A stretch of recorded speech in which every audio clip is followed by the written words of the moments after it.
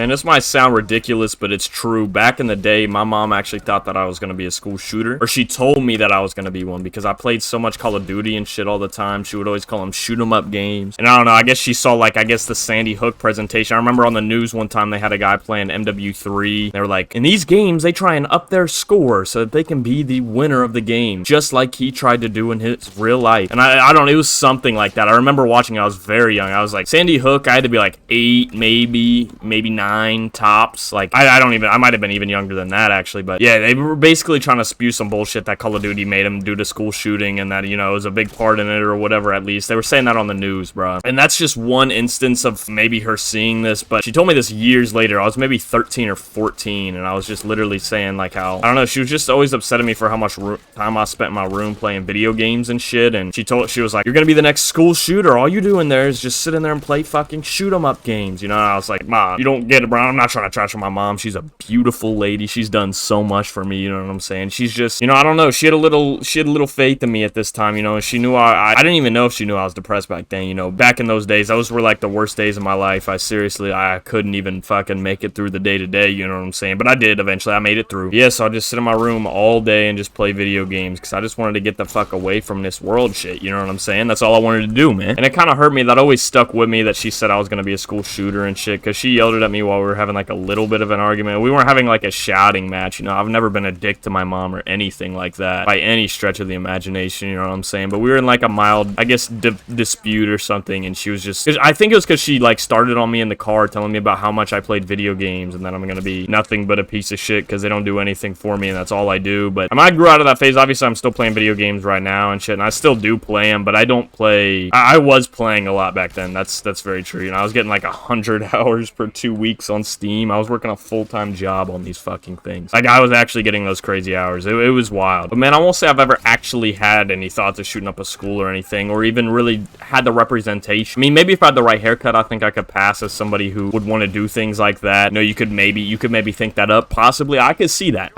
But this one kid, man, I had an interaction with this one kid one time, and it was at like a school bonfire. I usually skipped them. There was like 3 of them in my time there in high school, but it was just like this high school bonfire that they'd throw so all the kids could get together outside of school, you know.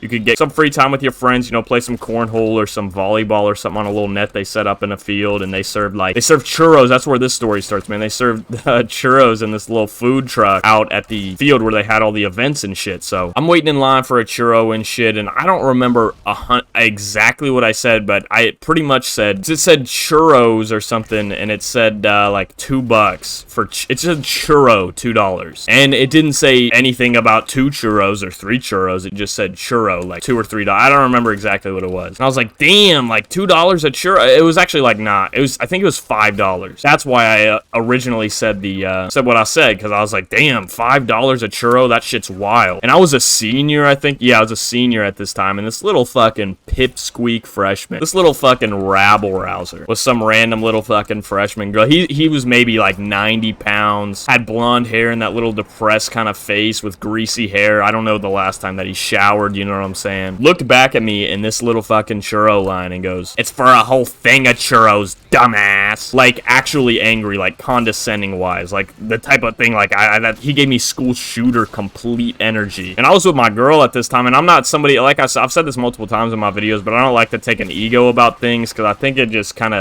just makes any situation more gross. Like, if somebody insults you, it's okay to get mad sometimes, I think. You know, I don't think it's a bad thing to get mad. I think if somebody insults you first, you're always in the right to get mad back, pretty much. But I think if you don't, I think you're choosing to have like a much more pleasant situation and a much more peaceful life, man, because really it's up to you to decide how much you really want this to affect you. It really doesn't have to ruin your day or get you that pissed off or anything. I'm not sitting here trying to defend my honor like, hey, what the fuck? But I was like, you know, I was kind of upheld by, you know, I wasn't about to fight this kid. Like, what the fuck did you say to me, you little fucking shit? I would have thrown this fucking kid off of the highest balcony, dude. He could not have taken me on. Listen, I'm not a giant guy, and I'm not crazy into my fighting skills, you know, or anything like that. I'm not some crazy fighter, but I would have absolutely fucking railed this motherfucker back into oblivion, dude. So I didn't really take offense by it, because it's not some, like, big dude, like, what you gonna do about it, little motherfucker? It's just a, like, other kid just like being angry for some reason, you know? And I look back at him and I'm like, damn, bro, what the fuck did you say? And his little girlfriend there, I think she was, I don't remember at all. This was like a random ass event, but I think she might have known my girlfriend or something. I'm not sure, but she was like laughing and looked back at us and she was like, I'm so sorry. I don't know what the fuck. It wasn't his girlfriend. I don't think they were actually dating, but he was like talking to her or trying to go out on a little date with her or something like that. I don't know if he was trying to like show to her that he's Mr. Alpha, bro. I don't know what it was, but because he didn't say anything after I said what, like,